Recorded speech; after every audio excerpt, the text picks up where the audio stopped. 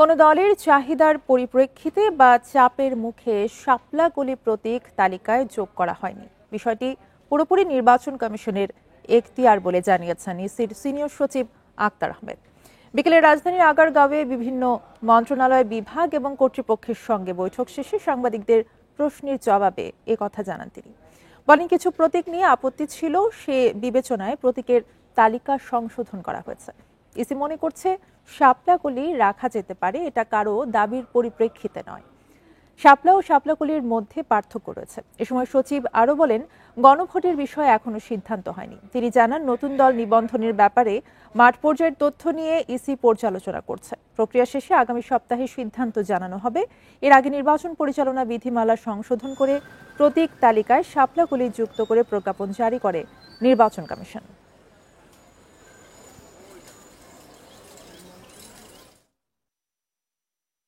নতুন যে প্রতীকগুলোর ভিতরে আসছে সেখানে শাপলা কলি রাখা হয়েছে। এটা ইলেকশন কমিশন মনে করেছে যে শাপলা কলিটা রাখা যেতে পারে। এটা কারোর কোনো দাবির বিষয় তো প্রাসঙ্গিক না। এনসিপি তারা শাপলা প্রতীকটা চেয়েছে। শাপলা কলির ভিতরে পার্থক্য আছে, এটা আমার মনে হয় ব্যাখ্যার অবকাশ রাখে না।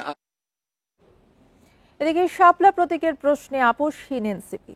শাপলা না পেলে নির্বাচন কমিশনের সামনে গিয়ে গণতান্ত্রিক উপায়ে প্রধান নির্বাচন কমিশনারকে পদত্যাগ করানো হবে বলে হুঁশিয়ারি দিয়েছেন দলটির মুখ্য সমন্বয়ক নাসির উদ্দিন পাটোয়ারি। বিকেলে রাজধানীর বাংলা মোটরে জুলাই সনদের বাস্তবায়ন এবং জাতীয় নির্বাচন কোন পথে শীর্ষক সেমিনারে এই হুঁশিয়ারি দেন তিনি। এ সময় নির্বাচন কমিশন নিজেদের ইচ্ছে মতো নতুন গেজেট করেছে অভিযোগ করে তিনি আরও বলেন, শাপলাকলি প্রতীক বরাদ্দ করা গেলে শাপলাও করা যাবে। এছাড়া জুলাই সনদের আইনি ভিত্তি দেওয়ার একমাত্র ব্যক্তি প্রধান উপদেষ্টা অধ্যাপক মোহাম্মদ ইউনুস উল্লেখ করে শিগগিরই কেন্দ্রীয় শহীদ মিনারে সনদের আইনি ভিত্তি বাস্তবায়নের আদেশ ঘোষণার দাবি জানান এনসিপির এই নেতা। পাশাপাশি গণভোট নিয়ে জনগণকে বিভ্রান্ত না করে নোট অব ডিসেন্টের সমাধান কিভাবে করা যায় সেদিকে বড় রাজনৈতিক দলগুলোকে নজর দেওয়ার আহ্বান জানান তিনি। জনগণের সামনে জুলাই সনদের আদেশ প্রকাশ করলে তাতে এনসিপি সই করবে বলেও জানান নাসির উদ্দিন।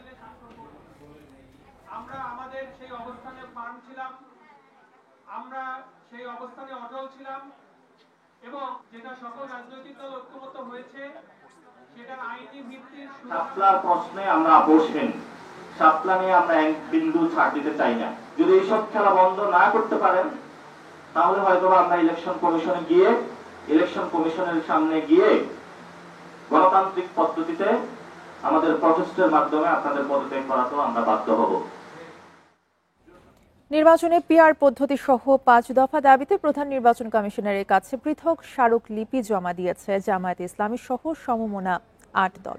দুপুর ১টার দিকে স্মারকলিপি জমা দেন তারা।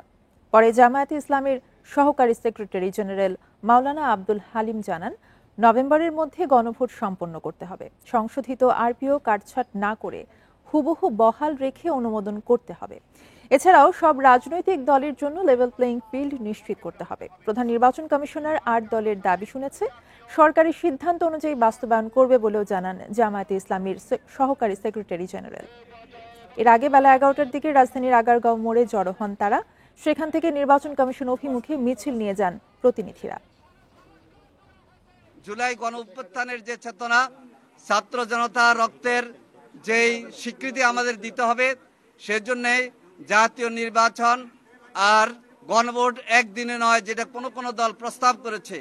আমরা আজকে ৮টি দল প্রস্তাব করেছি যে জুলাই জানিয়ে স্বীকৃতির জন্য আগে গণভোট নভেম্বর মাসের মধ্যে শেষ করতে হবে। জুলাই সনদ গণভোটের ওপর ঐক্যমত্য কমিশন সরকারকে যে আদেশ জারির সুপারিশ করেছে তা আজ রাত বা কাল সকালের মধ্যে বাস্তবায়নের দাবি জানিয়েছে জামায়াতে ইসলামীর নায়েবে আমির সৈয়দ আব্দুল্লাহ মোহাম্মদ তাহের। দুপুরে মগবাজারের কেন্দ্রীয় কার্যালয়ের সংবাদ সম্মেলনে তিনি এই দাবি জানান। বলেন, অন্যথায় সরকারের ওপর আস্থা হারাবে জনগণ, আর এতে গণভোট ও জাতীয় নির্বাচন দুটি প্রশ্নবিদ্ধ হবে। বিএনপি নির্বাচনের দিন গণভোট আয়োজনের প্রস্তাবের সমালোচনা করে তিনি বলেন, গণভোটকে গলা টিপে হত্যা করতেই নির্বাচনের দিন গণভোট চায় বিএনপি।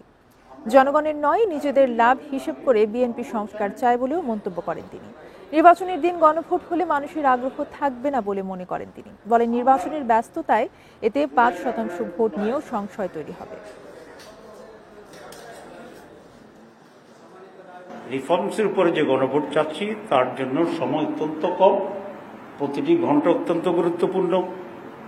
ঐকমত্য কমিশন যে রিপোর্ট সাবমিট করেছে, প্রপোজাল দিয়েছে, ইতিমধ্যে 4 দিন পার হয়ে গেছে। আমরা আশা করেছিলাম সময় এবং অবস্থা বিবেচনা করে এই সরকার সাবমিশনের পরের দিনেই একটা আদেশ জারি করবেন। ভিন্নমত বাদ দিয়ে জুলাই সনদ একতরফাভাবে চাপিয়ে দেওয়া হয়েছে বলে মন্তব্য করেছেন বিএনপির মহাসচিব মির্জা ফখরুল ইসলাম আলমগীর। এতে জাতীয় ঐক্যের পরিবর্তে বিভাজন সৃষ্টি হবে বলেও আশঙ্কা প্রকাশ করেন দলের নেতারা। জানান, এই সনদের আইনি ভিত্তি দেওয়ার এখতিয়ার সরকারের নেই। জুলাই সনদ বাস্তবায়ন পদ্ধতি ও ভিন্নমতের গুরুত্ব নিয়ে রাজধানীর গুলশানে বিএনপির সংবাদ সম্মেলনে লিখিত বক্তব্য তুলে ধরেন বিএনপি মহাসচিব মির্জা ফখরুল ইসলাম আলমগীর। উপস্থিত ছিলেন দলের স্থায়ী কমিটির অন্য সদস্যরাও। বিএনপি বলছে, জুলাই জাতীয় সনদ বাস্তবায়নে সরকার আদেশ জারির এখতিয়ার রাখে না। সংবিধান অনুযায়ী এ আদেশ দিতে পারেন রাষ্ট্রপতি। সরকারের এরকম আদেশ জারি করার এখতিয়ার নাই। সংবিধানের 152 নম্বর অনুচ্ছেদের সংজ্ঞা অনুসারে আদেশ আইনের মর্যাদা প্রাপ্ত, অতএব সেটি জারি করা এখতিয়ার রাষ্ট্রপতি। মির্জা ফখরুল বলেন, জুলাই সনদের সুপারিশ মালায় ভিন্ন মতকে উপেক্ষা করা হয়েছে, যা গ্রহণযোগ্য নয়। জুলাই সনদের চূড়ান্ত কপি আমাদের সামনে উপস্থাপন করা হয়নি। পরবর্তীতে প্রিন্টেড পুস্তক হিসেবে জুলাই জাতীয় সনদের কপি আমরা হাতে পাওয়ার পর আমাদের দৃষ্টিগোচর হয়েছে ঐক্যমত্যের ভিত্তিতে সম্মত কয়েকটি দফা আমাদের অগোচরে পুনরায় সংশোধন করা হয়েছে। দলের স্থায়ী কমিটির সদস্য সালাউদ্দিন আহমেদ বলেন, ভিন্নমত থাকলেও তা জুলাই সনদে উল্লেখ না থাকায় জাতীয় ঐক্যমতের পরিবর্তে বিভক্তি সৃষ্টি হয়েছে। জাতীয় ঐক্যমত্য কমিশন গঠিত হয়েছিল সকল রাজনৈতিক দলের সাথে আলোচনা করে ঐক্যমত্য সৃষ্টি করা জাতির মধ্যে, অনৈক্য নয়। এখন দেখতে পাচ্ছি আমরা অনৈক্য সৃষ্টি করছি, বিভক্তি সৃষ্টি করছি। সেটার কোনো উদ্দেশ্য আছে কিনা আমরা জানি না। বিষয়টি সমাধানে বিএনপি প্রয়োজনে আবারও প্রধান উপদেষ্টার কাছে যাবে বলেও জানানো হয় সংবাদ সম্মেলনে। Rifat Alam, independent news, Dhaka. বিএনপির পক্ষ থেকে জুলাই সনদের যে পাতায় স্বাক্ষর করা হয়েছিল সেই পাতা বদল করে সনদ জমা দেওয়া হয়েছে বলে মন্তব্য করেছেন বিএনপির সিনিয়র যুগ্ম মহাসচিব রুহুল কবির রিজভী। দুপুরে রাজবাড়ী সদরের অন্ধ গফুর মল্লিককে আর্থিক সহায়তা প্রদানকালে তিনি আরো বলেন, জুলাই সনদে বিএনপি স্বাক্ষরিত কোনো পাতা নেই, অন্য পাতা যুক্ত করে জমা দেওয়া হয়েছে। এটা দুঃখজনক ও প্রতারণা উল্লেখ করে জনগণের সঙ্গে এমন প্রতারণা চলতে পারে না বলে জানান তিনি। বলেন, ডক্টর মোহাম্মদ ইউনূস সম্মানিত ব্যক্তি, তার নেতৃত্বে গঠিত সরকার ও কমিশনের কর্মকাণ্ডে জনগণ আস্থা রেখেছিল, কিন্তু কমিশনের ভেতর থেকে এমন প্রতারণামূলক ঘটনা মানুষ বিশ্বাস করতে পারেনি।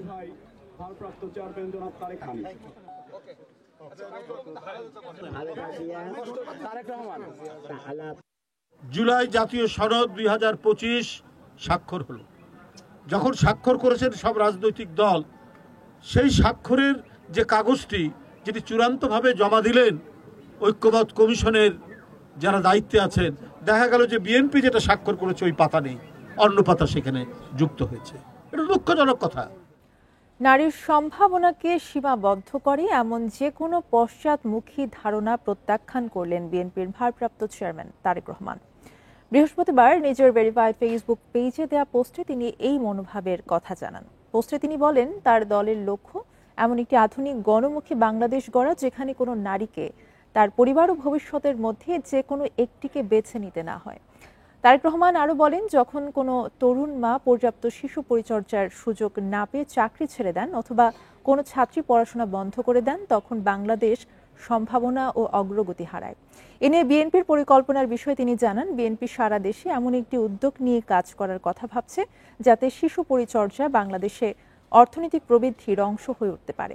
এছাড়া 2034 সালের মধ্যে একটি অন্তর্ভুক্তিমূলক $1 ট্রিলিয়ন অর্থনীতি গড়ে তোলা তার দলের লক্ষ্য বলেও জানান তারেক রহমান।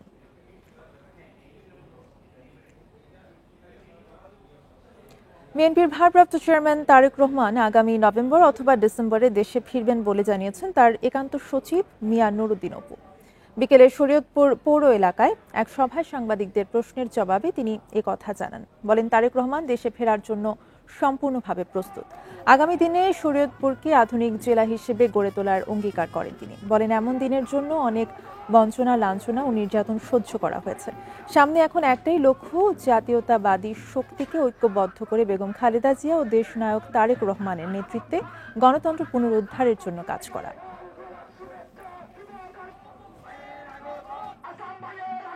উনি আসার জন্য সম্পূর্ণভাবে প্রস্তুত এবং আশা করি নভেম্বর ডিসেম্বরের শেষ পর্যায়ে উনি চলে আসবেন। বাংলাদেশ জাতীয়তাবাদী দলের নেতৃত্বে আগামী দিনে 3টা সিট দেশ নেত্রী বেগম খালেদা জিয়া তারেক রহমানকে উপহার দিয়ে আমরা সেই দিনের সেই প্রতিশ্রুতি এবং সেদিনের সেই প্রতিশোধ গ্রহণ করব ইনশাআল্লাহ। এবার ত্রয়োদশ সংসদ নির্বাচন ঘিরে আমাদের বিশেষ আয়োজন গণতন্ত্রের যাত্রা।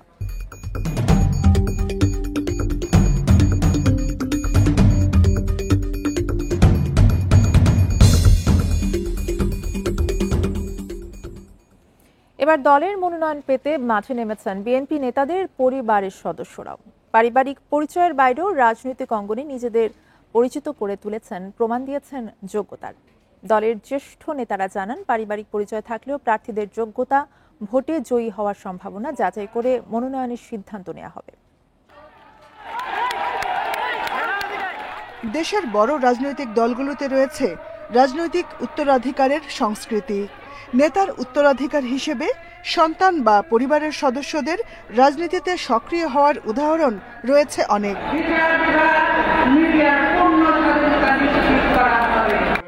আগামী জাতীয় সংসদ নির্বাচনকে সামনে রেখে ভোটের মাঠে গণসংযোগ করছেন নেতাদের পরিবারের সদস্যরা। তাদের অনেকেই বিগত বছরগুলোতে আন্দোলনে সক্রিয় থেকে নিজের অবস্থান তৈরি করেছেন নিজ নিজ এলাকায়। বিএনপির স্থায়ী কমিটির প্রয়াত সদস্য সাবেক মন্ত্রী আসম হান্নান শাহর ছেলে শাহ রিয়াজুল হান্নান বাবার পথ ধরে রাজনীতি করছেন। গাজীপুর 4 আসনে স্থানীয়দের মাঝে এরই মধ্যে ইতিবাচক ভাবমূর্তি গড়ে উঠেছে। বিএনপির কাউন্সিলরদের সরাসরি ভোটে আমি উপজেলা বিএনপির সভাপতি হয়েছি। আরও পরে আমি গাজীপুর ডিস্ট্রিক্ট বিএনপির সাধারণ সম্পাদক নির্বাচিত হয়েছি কাউন্সিলরদের সরাসরি ভোটে। গণতান্ত্রিক আন্দোলনে, এই যে ভোটের আন্দোলনে আমি সবসময় জনগণের পাশে ছিলাম, কারাবরণ করেছি, মামলা হয়েছে, হামলা হয়েছে, তারপরে আমি বাবার মতনই আমি জনগণের পাশে ছিলাম। বিএনপির স্থায়ী কমিটির প্রয়াত সদস্য সাবেক মন্ত্রী তরিকুল ইসলামের ছেলে অনিন্দ ইসলাম অমিত যশোর 3 আসন থেকে এবার মনোনয়ন প্রত্যাশী। দীর্ঘদিন জনগণের জন্য আমরা রাজনীতি করেছি। আমার প্রয়াত পিতা এই বিএনপির আনুকূল্যেই জনগণের সমর্থন নিয়ে এই অঞ্চলের মানুষের উন্নয়নে প্রভূত কাজ করেছেন। সৃষ্টিকর্তা যদি আমাকে যশোরের মানুষের ভোটে আগামীতে যশোরের মানুষকে প্রতিনিধিত্ব করবার তৌফিক দেন, ইনশাল্লাহ আমি তাদের এই প্রত্যাশাটাকে বিবেচনায় রেখে সমাজের সকল শ্রেণী পেশার মানুষের সাথে কথা বলে অগ্রাধিকার একটা তালিকা তৈরি করে সেভাবেই এই অঞ্চলের মানুষের উন্নয়নে কাজ করবার চেষ্টা করব। জ্যেষ্ঠ নেতারা জানান, এসব প্রার্থীদের অনেকেই প্রার্থী হিসেবে যোগ্য এবং এলাকার জনগণের মাঝেও রয়েছে গ্রহণযোগ্যতা। যে নেতা প্রয়াত, স্বাভাবিকভাবে সেই নেতার তো একটা ফুটপ্রিন্ট থেকে যায়, তাই না? তারও একটা সাপোর্ট বেস থেকে যায়।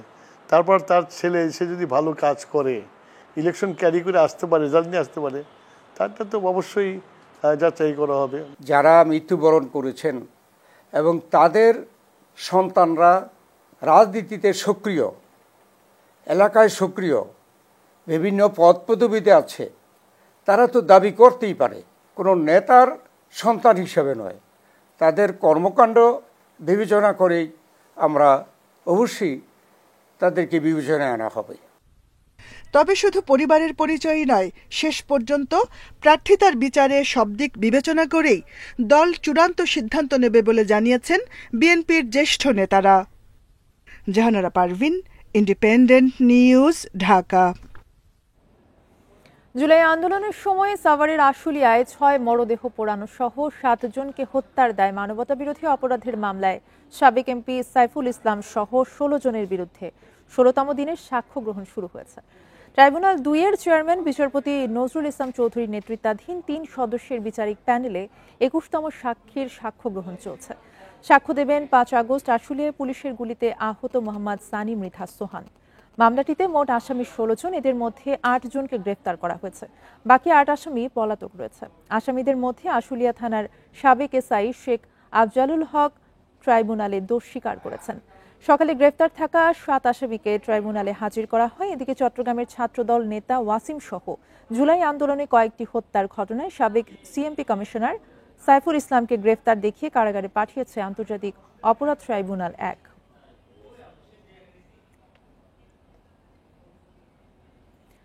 সঞ্চয়পত্রের সার্ভার জালিয়াতি করে 25 লাখ টাকা আত্মসাৎ ঘটনা হ্যাকিং কিনা এখন নিশ্চিত হতে পারেনি বাংলাদেশ ব্যাংকার। এরই মধ্যে এই বিভাগের 3 কর্মকর্তাকে সরিয়ে দেওয়া হয়েছে। একই সাথে জব্দ করা হয়েছে সন্দেহভাজন 3টি ব্যাংক হিসাব। আর সাইবার সিকিউরিটি আইনে মামলা হয়েছে মতিঝিল থানায়। ঘটনা তদন্তে কেন্দ্রীয় ব্যাংক ও অর্থ মন্ত্রণালয় 2টি কমিটি 3 কর্মদিবসের মধ্যে জমা দেবে প্রতিবেদন। বাংলাদেশ ব্যাংকের সঞ্চয়পত্র থেকে 25 লাখ টাকা হাতিয়ে নিয়েছে একটি চক্র। প্রাথমিকভাবে ধারণা করা হচ্ছে বাংলাদেশ ব্যাংকের সার্ভার হ্যাক করে তথ্য পরিবর্তন করে চক্রটি। পরে এনআরবিসি ব্যাংকের দিনাজপুরের একটি উপশাখায় টাকা স্থানান্তর করে। আবার একই দিনে চক্রটি রাজধানীর শ্যামলী শাখায় টাকা স্থানান্তর করে তা তুলে নেয়। একই প্রক্রিয়ায় একই দিনে ডাচ বাংলা ব্যাংকে 30 লাখ ও এনআরবিসি ব্যাংকের মাধ্যমে 20 লাখ টাকার সঞ্চয়পত্র ভাঙানোর চেষ্টা করা হয়। তবে লেনদেনগুলো বন্ধ করে দেয় বাংলাদেশ ব্যাংক। পাসওয়ার্ডগুলো এগুলো কম্প্রোমাইজড হয়েছে বলে প্রাথমিকভাবে বলেছে এবং এই হিসেবে তদন্ত চলছে, যেটা আসলে কোত্থেকে হলো, কিভাবে হলো, সেটা যাতে আমরা উদ্ঘাটন করে সেই মোতাবেক প্রয়োজনীয় ব্যবস্থা নেওয়া যায়। দেশের তফসিলি ব্যাংকগুলোতে যখন সাইবার নিরাপত্তা বাড়াতে জোর দিচ্ছে কেন্দ্রীয় ব্যাংক, ঠিক তখনই বাংলাদেশ ব্যাংকের মতিঝিল কার্যালয়ের পাসওয়ার্ড ব্যবহার করে হয়েছে এই জালিয়াতি। এই ঘটনায় মতিঝিল থানায় হয়েছে মামলা। বাংলাদেশ ব্যাংক থেকে যে সঞ্চয়পত্রের গ্রাহকের তথ্য অটোমেটিক পরিবর্তন হয়ে যাচ্ছে সার্ভার থেকে। বিস্তারিত তদন্ত করে আসামিদের বিরুদ্ধে অবশ্যই আমরা আইনানুগ ব্যবস্থা নেব। গত 23 অক্টোবর বাংলাদেশ ব্যাংকের মতিঝিল কার্যালয় থেকে 25 লাখ টাকার সঞ্চয়পত্র কেনেন ব্যক্তি। তার 4 দিন পরে ঘটে সঞ্চয়পত্রের টাকা চুরির ঘটনা। Shafil Alam Sujon, independent news, Dhaka. 12 নভেম্বরের মধ্যে যোগ্য প্রভাষকদের সহকারী অধ্যাপক পদে পদোন্নতির আদেশ জারির দাবি জানিয়েছেন বিসিএস এর সাধারণ শিক্ষা ক্যাডারের প্রভাষকরা। তাদের অভিযোগ, অন্য ক্যাডারের কর্মকর্তারা নিয়মিত পদোন্নতি পেলেও শিক্ষা ক্যাডার কর্মকর্তাদের 12 বছরের বেশি সময় ধরে বঞ্চিত করা হচ্ছে। রাজধানীর ওসমান গনি রোডে মাধ্যমিক ও উচ্চশিক্ষা অধিদপ্তরের সামনে অবস্থান নেন বিভিন্ন জেলায় কর্মরত 32 থেকে 43তম ব্যাচের বিসিএস সাধারণ শিক্ষা ক্যাডারের প্রভাষকরা। তাদের অভিযোগ, 37তম ব্যাচ পর্যন্ত কর্মকর্তারা পদোন্নতির যোগ্যতা অর্জন করলেও দীর্ঘদিন ধরে ডিপার্টমেন্টাল প্রমোশন কমিটি বা ডিপিসির সভা হচ্ছে না। ফলে পদোন্নতি থেকে বঞ্চিত হচ্ছেন তারা। আমাদের 33 বেসে অন্যান্য ক্যাডারে যারা প্রশাসনে আছে তারা এডিসি হয়ে গেছে আরো 1-2 বছর আগে, অথচ 12 বছরে আমি আমার ন্যায্য পদোন্নতিটুকু পাইনি। তাদের 12 বছর হয়ে গেছে, এখন পর্যন্ত তারা প্রভাষক পদেই আছেন। এই বঞ্চনা, এই বৈষম্য আসলে আমরা মানতে চাই না। এর জন্য আমরা আমাদের সহকর্মীর সাথে একত্রতা পোষণ করার জন্য এখানে এসেছি। পরে সংবাদ সম্মেলনে প্রভাষকরা দাবি জানান রোববারের মধ্যে ডিপিসি সভা করতে হবে। এছাড়া 12 নভেম্বরের মধ্যে যোগ্য প্রভাষকদের সহকারী অধ্যাপক পদে পদোন্নতির আদেশ জারি করতে হবে। 2 নভেম্বরের মধ্যে যদি ডিপিসির কোনো তারিখ না পাই এবং পদোন্নতির এই সমস্যাটি সমাধান না করা হয়, তাহলে আমরা আগামী 2 নভেম্বর বিশেষ সাধারণ শিক্ষা ক্যাডার প্রভাষক পরিষদ লাগাতার কর্মসূচির ঘোষণা করবে। দাবি না মানলে আরও কঠোর কর্মসূচির হুঁশিয়ারিও দেন পদোন্নতি বঞ্চিত বিসিএস শিক্ষা ক্যাডার কর্মকর্তারা। আফসানা আফরোজ জুই, ইন্ডিপেন্ডেন্ট নিউজ, ঢাকা। এক সপ্তাহের মধ্যে মেট্রো রেলে চাকরি পাচ্ছেন নিহত আবুল কালামের স্ত্রী। প্রথমে তাকে কম্পিউটার অপারেটর পদে নিয়োগ দেওয়া হবে। স্নাতক পাশের পর অফিসার পদে পদোন্নতি হবে। বৃহস্পতিবার ইন্ডিপেন্ডেন্ট টেলিভিশনকে কথা জানান ডিএমটিসিএল এর ব্যবস্থাপনা পরিচালক ফারুক আহমেদ। তবে বিশেষজ্ঞরা বলছেন, ক্ষতিপূরণ কোনো সমাধান নয়, গুরুত্ব বাড়াতে হবে রক্ষণাবেক্ষণে। গত রোববার রাজধানীর ফার্মগেটে মেট্রো রেলের বিয়ারিং প্যাড খুলে পড়লে নিহত হন পথচারী আবুল কালাম আজাদ। ঘটনার পর পরিবারকে 5 লাখ টাকা ক্ষতিপূরণ ও 1 সদস্যকে চাকরির ঘোষণা দেয় সরকার। অবশেষে নিহতের স্ত্রীকে চাকরি দেওয়ার প্রক্রিয়া শুরু করেছে মেট্রো রেল কর্তৃপক্ষ। ডিএমটিসিএল এর ব্যবস্থাপনা পরিচালক জানান, আজাদের স্ত্রী আইরিন আক্তার পিয়াকে এখন কম্পিউটার অপারেটর পদে নিয়োগ দেওয়া হচ্ছে। স্নাতক শেষ হলে অফিসার পদে নেওয়া হবে। ভবিষ্যতেও আবুল কালামের পরিবারের পাশে থাকবে ডিএমটিসিএল। চাকরির জন্য ওনার ওয়াইফ হলো কম্পিটেন্ট ক্যান্ডিডেট, বাচ্চা দুইটা ছোট, তো ওনার ওয়াইফের একটা চাকরির জন্য অলরেডি বলা হয়েছে এবং উনি এই সপ্তাহের ভিতরে সমস্ত ফর্মালিটিস প্রসেস করবে, আমরা অফিসিয়ালি ওটা প্রসেস করে নেব। অনার্স ডিগ্রিটা শেষ হবে 6 মাস পরে, তারপরে উনি অফিসিয়ালি আরও আপগ্রেড করার পজিশন থাকে যখন যোগ্যতা নিচে দেওয়া হবে। It is an computer operator. ক্ষতিপূরণকে ইতিবাচক হিসেবে দেখলেও ভবিষ্যতে যেন এমন ঘটনা না ঘটে সেজন্য আরও সতর্ক হওয়ার পরামর্শ বিশেষজ্ঞদের। তাগিদ দেন মেট্রো রেলের পুরো নিরাপত্তা ব্যবস্থা স্বাধীন সংস্থা দিয়ে তদারকির। যারা যারা প্রজেক্ট নেই তাদের অভিজ্ঞতা, তাদের অ্যাকাউন্টেবিলিটির অভাব, কাউকে জবাবদিহি করতে হচ্ছে না এই জনভোট দুর্ভোগটা কেন হলো, এটা কেন আগের থেকে তুমি বুঝলা না। কৌশলী হতে হবে, আরও বেশি নজর দিতে হবে এবং সমন্বিত উন্নয়নের ফ্রেমওয়ার্কে যেতে হবে আর কি। রাষ্ট্রীয় অবকাঠামোতে এমন দুর্ঘটনা নজরে এসেছে সর্বোচ্চ আদালতের। বুধবার নিহত আবুল কালামের পরিবারকে কেন 2 কোটি টাকা ক্ষতিপূরণ দেয়া হবে না তা জানতে চেয়ে রুল জারি করে high court. Shahid Ahmed, independent news, Dhaka. নির্বাচনের 2 দিন আগে Chittagong chamber of commerce and industry CCI এর নির্বাচন 2 সপ্তাহের জন্য স্থগিত করেছে আদালত। বৃহস্পতিবার 7 সদস্যের পূর্ণাঙ্গ আপিল আদালতে এই বিষয়ে শুনানি হয়। গত 22 সেপ্টেম্বর এক ব্যবসায়ীর করা রিটের পরিপ্রেক্ষিতে 2 শ্রেণীকে বাদ রেখে নির্বাচন পরিচালনার আদেশ দিয়েছিলেন উচ্চ আদালত। সেই আদেশের পর 22 অক্টোবর আপিল করে বাণিজ্য মন্ত্রণালয়। আপিল শুনানির পর এবার নির্বাচনে স্থগিতাদেশ দেয়া হলো। বাণিজ্য মন্ত্রণালয়ের পক্ষে আদালতে উপস্থিত ছিলেন অ্যাটর্নি জেনারেল। 2013 সালে সবশেষ চেম্বারে ভোটের মাধ্যমে নির্বাচন অনুষ্ঠিত হয়। এরপর থেকে বিনা প্রতিদ্বন্দ্বিতায় ব্যবসায়ীদের এই সংগঠনের নেতৃত্ব নির্বাচিত হয়ে আসছে। এই ছিল এখনকার সংবাদে। ইন্ডিপেন্ডেন্ট টেলিভিশনের সব খবর জানতে চোখ রাখুন ফেসবুক, ইউটিউব এবং এক্সে। ধন্যবাদ।